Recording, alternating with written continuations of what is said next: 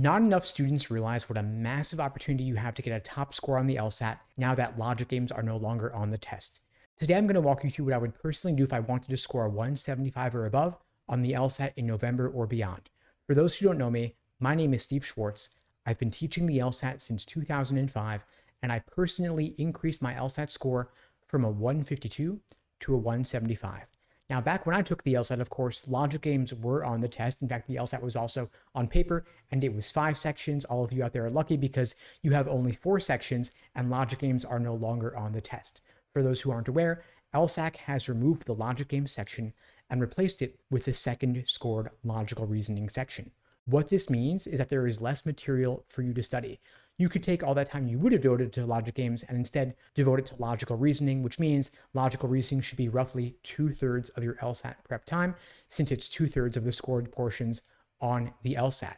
Now, if you're taking the LSAT in November, a couple months away, I would recommend, of course, building a strong foundation in the different sections of the LSAT and the different question types. There are roughly 15 different types of logical reasoning questions, but not all of them show up in equal proportion, meaning some are more common than others.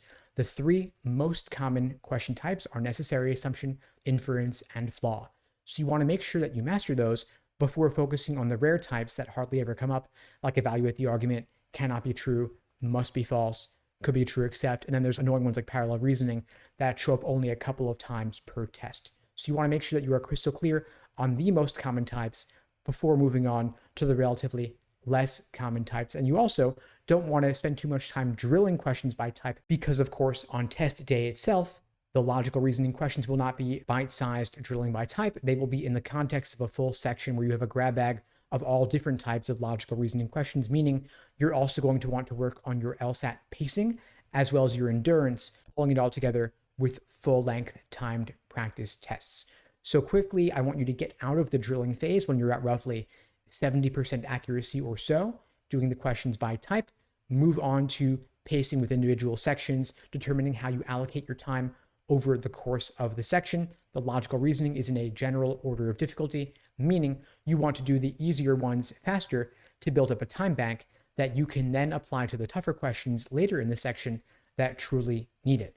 I recommend aiming to solve the first 10 questions in roughly 10 to 12 minutes, then saving up time for the tougher questions, slowing down on those, maybe flagging 3 or 4 of the most difficult ones, skipping them, and coming back to them later. So again, in case it wasn't clear, my hack for getting a top score on the LSAT going forward is focus on logical reasoning, focus on your accuracy, but also focus on your pacing.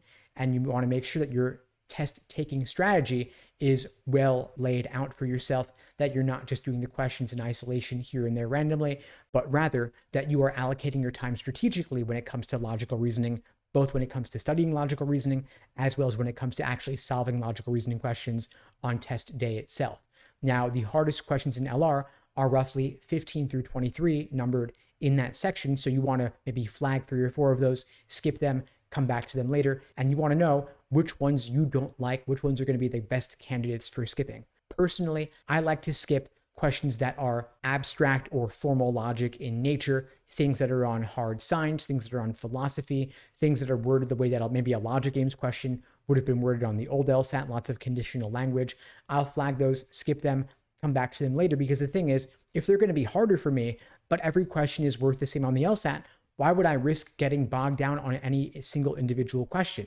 Rather, I want to knock out the remaining questions in the section, lock up those points, then and only then come back to the hardest questions where maybe a fresh perspective, a second look will help me break out of any previous tunnel vision and help me get that question right.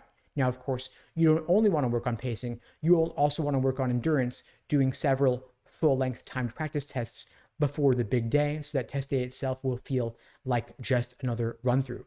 Now, if you're taking the LSAT in November or beyond, you've got plenty of time if you're doing maybe 2 practice tests a week, maybe even just 1 practice test a week, and reviewing it in depth. And you also want to make sure that you are simulating the extra unscored experimental section. On test day, you have 2 scored logical reasoning sections, 1 scored reading comp section, and then 1 unscored extra section of either logical reasoning or reading comp, meaning you could have 3 logical reasoning sections on test day, 2 scored, 1 unscored, and they can appear in any order, meaning that maybe your worst case scenario of 3 logical reasoning sections back to back could actually occur. And if you want to make sure that you're ready for this possibility, you want to make sure that your practice tests are simulating every possible combination, which is why at LSAT Unplugged, we create for our students personalized day-by-day study plans, laying out exactly what to do, including when to take timed practice tests and what those timed practice tests should look like. If you're interested in finding out more, you can check out the links below to book a call with me and my team. We'd be glad to help you out. And in the meantime, I'll wish you all the best and take care.